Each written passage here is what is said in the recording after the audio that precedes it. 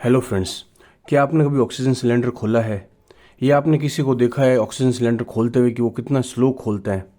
शायद उनको लॉ पता नहीं हो, लेकिन आप एज ए मेडिकल स्टूडेंट आपको लॉस पता होने चाहिए।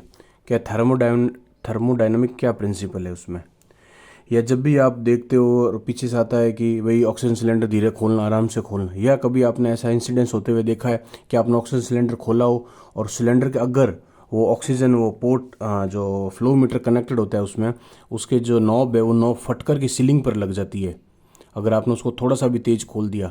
यस, ये होता है और ये ऑलमोस्ट सभी ने अपनी लाइफ टाइम एक दो बार एक्सपीरियंस ज़रूर किया होता है। तो ये होता क्यों है? एक थर्मोडायनामिक प्रिंसिपल है, उसी के कारण होता है। उसको क्या बोलते हैं? Adiabatic process. शुद्ध एक सिंपल लेमैन के, जब when the energy is neither gained from और lost to the atmosphere, the process is known as adiabatic process. आपको ये बात समझ में नहीं आएगी, सिंपल बंद, कोई भी एनर्जी किसी फॉर्म में चेंज नहीं हुई। ये क्या है? एक है of change of a physical state of A gas, मतलब गैस कोई भी किसी भी स्टेट में, जैसे कंप्रेस्ड अंदर सिलेंडर में होती है वो बाहर आएगी। कोई भी change of physical state of gas without the transfer of heat energy to और फ्रॉम द इन्वायरमेंट, मतलब गैस में कोई भी एनर्जी लॉस नहीं हो रही हो, है ना, वो एक ही स्टेट में हो, पर लेकिन वो या तो कंप्रेस हो रही है या वो एक्सपेंड हो रही है। ठीक है, when the energy is neither gained from और लॉस्ट टू द एटमोस्फेयर, मतलब गैस के अंदर कोई भी एनर्जी ना तो गेन हो रही है ना लॉस हो रही है, तो एग्जैक्ट उसी स्टेट में है। और उसी स्टेट में गैस को अगर अपने कंप्रेस करेंगे या उसको एक्सपेंड करेंगे तो एक थर्मोडायनेमिक प्रोसेस के कारण उसमें कुछ ना कुछ रिएक्शन होगा, एनर्जी लॉस होनी चाहिए। आप कोई भी काम करोगे उसमें एनर्जी लॉस होनी चाहिए। ठीक है, तो उसी हिसाब से ही लॉस है। ये अब एडायबेटिक प्रोसेस बोलते हैं उसको। अगर आपको कोई गैस है उसको आप कंप्रेस करोगे, मतलब उसकी कोई भी एनर्जी लॉस नहीं, कंप्रेस करोगे, तो कंप्रेस करने से वार्म हो गई वो, मतलब warming of the gas, then risk of fire and explosion. और उसी तरह उस गैस को अगर आप कूलिंग करोगे, एक्सपेंशन होगी। अगर गैस का एक्सपेंड हो रहा है, मतलब कंप्रेस करके उसके बाद आप उसको एक्सपेंड करोगे तो कूलिंग होगी। कूलिंग से क्रायोप्रोब में और क्रायो सर्जरी में, जो अपने लंग बायोप्सी या क्रायो सर्जरी में ये इसी मेथड से होता है। और इसी मेथड से अपने ऑक्सीजन बना सकते हैं एयर से। कैसे एयर को आप ट्रैप करोगे, ये एक मेथड है, अपने कभी नेक्स्ट क्लास में पढ़ेंगे। लेकिन आज का टॉपिक है कि आपको ऑक्सीजन सिलेंडर स्लो क्यों खोलना चाहिए। उसका रीज़न है कि ये डायबिटिक प्रोसेस हो जाती है, the change of physical state of gas without the transfer of heat energy to और फ्रॉम द सराउंडिंग इन्वायरमेंट। एक फ्लो चार्ट में समझ लेते हैं कि आपने ऑक्सीजन सिलेंडर है, ठीक है, उसको आपने फास्ट खोल दिया, रैपिड ओपनिंग ऑफ वॉल्व, तुरंत आपने आया और आपको उसको ध्यान नहीं था, फिजिक्स नहीं पता, उसने फास्ट खोल दिया, तो उससे क्या होगा?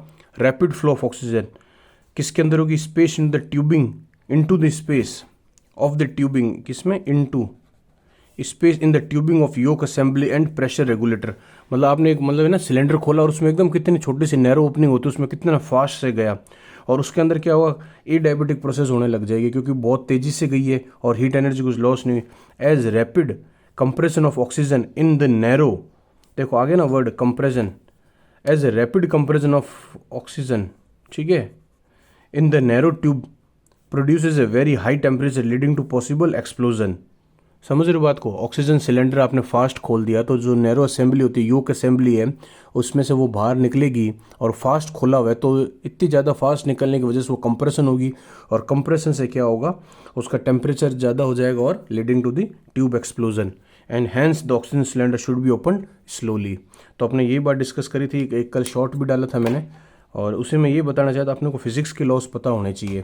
एनेस्थीसिया रेजिडेंट के लिए तो बहुत इंपॉर्टेंट है। अगर आपका क्लिनिकल प्राइवेट का सेटअप है तो ऑक्सीजन सिलेंडर जो आपके, जो जिनको फिजिक्स नहीं पता है तो उनको बताना बहुत ज़रूरी होता है कि इसी से मिसहैप होती है। तो अपना कैजुअलिटी अवॉइड करने के लिए गैस लॉस पता होना चाहिए। और ए डायबिटिक प्रोसेस क्या होती है, आपके एग्जाम में आता है ये क्वेश्चन, फिजिक्स का क्वेश्चन है, आपके +2 में भी आता है, नीट पीजी, नीट यूजी, और आप अगर आगे आपका प्राइवेट सेटअप करते हो तो उसमें भी ए डायबिटिक प्रोसेस का आपको ध्यान रखना। It is a clinical oriented and clinically applicable topic है ये, ठीक है। आई होप आपको ये वीडियो पसंद आया होगा। कुछ क्वेरी हो तो आप कमेंट कर देना। इसी तरह अपने और भी गैस लॉज मैंने एक्सप्लेन किए हैं, कुछ और टॉपिक्स भी है वो भी एक्सप्लेन किए हैं। और इस वीडियो को आप please like, share and subscribe. Thank you.